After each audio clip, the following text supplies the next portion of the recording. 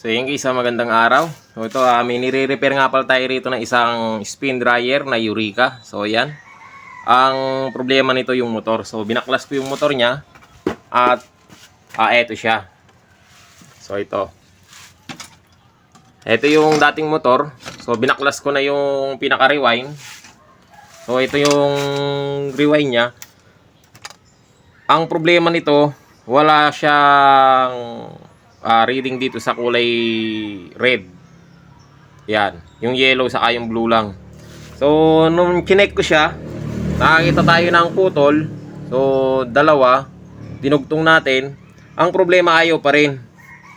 So chinek ko tong dito sa may ilalim at nakita ko yan namumuti.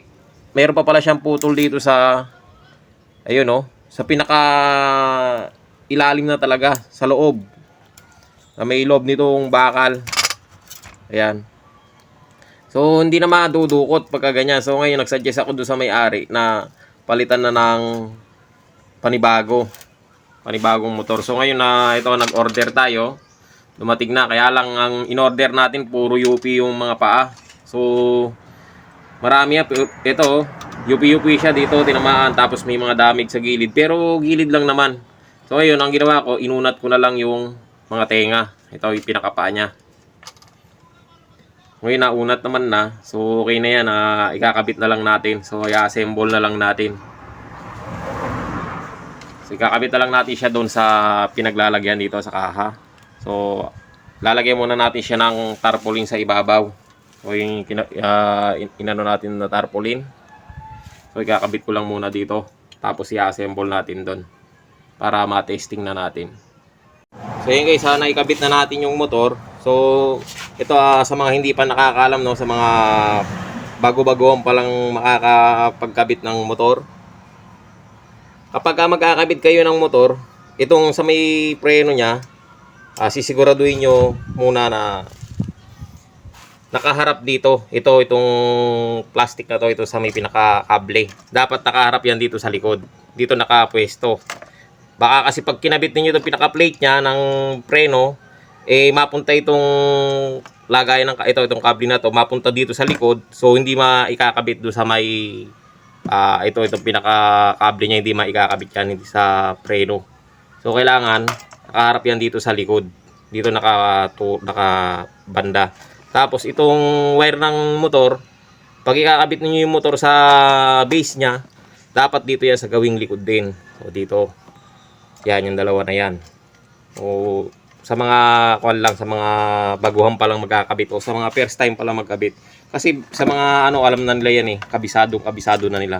So ayun, ikakabit na natin siya dito sa mismong kaha. Tapos pag na-tornilyo, iwa-wiring natin. So pakita ko sa inyo yung pag-wiring niya sa mga hindi pa nakakaalam. So yun guys, mag-wiring na tayo. At ito, turo ko sa inyo sa mga hindi pa nakakaalam, no. Ang common nito ay kulay blue. Nabalatan to tape muna natin dito, nabalatan.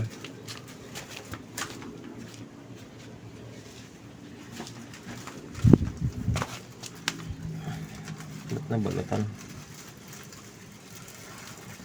Nabakbak. Tingnan na natin to. So ayan. Ang common niya kulay blue. Yan. So may yan dito meron siyang manual. May manual siya. So kung hindi nyo alam yung pagkakakuha ng wiring ng manual niya, unang-una nyo hahanapin yung common niya. Ito nga, kulay blue. Pupunta yan dito sa plug. Yan, sa plug. So ito yung plug. Layo natin ng konti para kita-kita. Yan. Ito yung plug. Meron siyang nakakabit na fuse. So tutuntunin nyo lang kasi yung isang plug pupunta yan sa taas sa timer. So ito yung timer. Yan. Timer. So unahin niyo yung isa, yung common, pupunta yan dito sa kulay red. Basta doon sa plug. Hindi man siya sa plug, pupuntahan ninyo, tutuntunin niyo yung plug. Yun ang tuntunin ninyo, hanapin niyo yung plug niya. Yung pinanggalingan ng plug. So ayan, may kinabit na fuse. Minsan kasi yung iba nakakabit yung fuse sa papuntang timer. Hindi pare-pares ang mga wiring niyan. Pero tutuntunin nyo lang. Basta yung isa niyan, na-plug sa common. Tapos yung isa sa timer. So, ganun lang naman yan. Tapos, yung red saka yung yellow. Ayan, red saka yung yellow ng motor. Pupunta yan sa capacitor. So, red saka yellow. So, ito. Ito yung capacitor niya. Red saka yellow. So, yan. Red saka yellow. So, ito yung capacitor niya. Yan. Ito yung capacitor. Red saka yellow. So, dyan natin lalagay yung dalawa. Kahit magbaligtad dyan, pwede. Kahit yung yellow sa red, pwede. Yan. Pwede yan. Baka sabihin ninyo, kahit magbaligtad, tapos di binaligtad. So, ayan. Binaligtad ko na.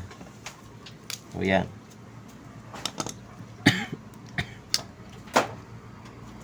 So, ito, basta't capacitor, pwede magbaligtad yan, anong polarity. Tapos, yung isa, yung yellow, dito naman sa red. So, binaligtad ko na, ayan. Kaya lang, titignan ninyo yung common. Ay, yung common, yung ang ingay, dali lang. So, titignan ninyo kasi kagaya yung binaligtad kasi natin siya. So, magbabago rin ng ng ikot. Kasi itong sa timer, napunta siya sa kulay yellow. Dapat doon siya sa red. Dito. Sa red ng motor. Yan. Dito mapupunta yung sa red ng motor. Huwag doon sa yellow ng motor. Kasi pagka nilagay nyo doon sa yellow ng motor, ang ikot niya pabaligtad. Pero iikot pa rin, kaya lang baligtad lang. So kung titignan kasi doon sa may motor, ang nakalagay doon, ang capacitor niya, yung isa, itong kulay red, papunta sa plug, sa timer. Papunta siya sa timer, tapos pupunta sa plug. So ayun lang siya, ganyan lang siya kasimple. Mamaya explain natin mabuti, para kitang-kita ninyo at maintindihan. So kahit na hindi ko na siya ito-drawing, papaliwanag ko lang mabuti. So yan. Yung common niya kulay blue. So pupunta yan dito sa plug. Tapos yung plug pupunta sa taas. Doon sa yung isang plug niya pupunta doon sa timer. Tapos pagbalik naman ng timer, kulay red. So pupunta siya sa kulay red din ng motor. Yan, kulay red ng motor. Yan. Dito siya pupunta. Yan natin mabuti. Dito siya pupunta sa red ng motor. Tapos yung yellow, papupunta yan sa capacitor. So, tapos yung red, capacitor din, kaya naging tatlo ito. Yan, kaya naging tatlo siya. So, ito, pakita ko sa inyo mabuti. So, yung kulay blue, sa mga hindi pa nakakalam, isa-isay natin. Tatlo kasi ang kwan yan. Ang common, yun ang unang-unang yung hinahanap kasi importante yan. Sa plug, lagi nagpupunta yan sa plug. Tapos yung isang plug niya, kulay brown, ito, pupunta yan doon sa taas, sa timer. Pagbalik niya, kulay red na. Yung isang red na to, ng timer, pupunta yan sa, makikita nyo doon sa motor, kasi hindi ko na naipakita kanina, sa motor, kulay red kasama ng timer sa capacitor. Tapos itong kulay yellow, capacitor lang yan. Kahit magbaligtad kasi itong capacitor, kahit itong wire na to, kahit magbaligtaran yan dito sa dalawa na to, alang problema dito. Kaya yung inahanap lagi dyan yung common, kasi hiwalay yan. Itong dalawa na to, capacitor yan. Ito, common sa 220.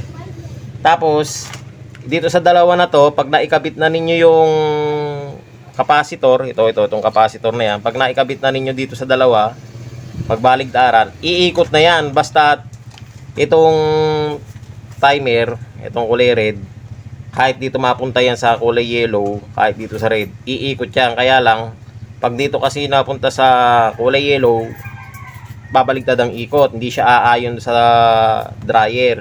Pag dito sa kulay red, ayon aayon yan sa preno, saka ang alam kong nito kaliwa pakaliwa ang ikot pakaliwa ang ikot, hindi pa kanan. Kasi pag binaligtad ninyo, dito nyo nilagay yung timer, itong red na to, timer. Pag nilagay nyo dito yan sa yellow ng motor, ang ikot niyan pa kanan. So titignan natin kung saan ang ikot niya.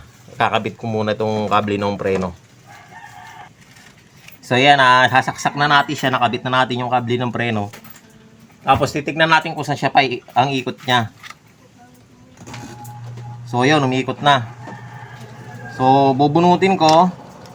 Titignan natin dahan-dahan kung saan ang ikot. So tignan nyo lang mabuti ha. Ayan. Ayan, umihinto na siya.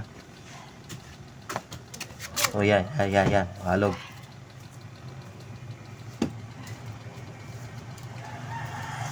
So yun, pakaliwa nga. So tama ang kinabit natin, pakaliwa. So tama lang ang ikot niyan. Ayan.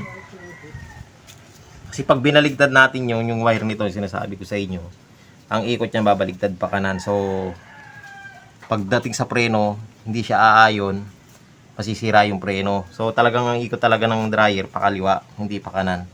So ayan guys, hanggang dito lang yung video natin at sana nakatulong sa inyo yung video na to at maraming salamat sa panonood.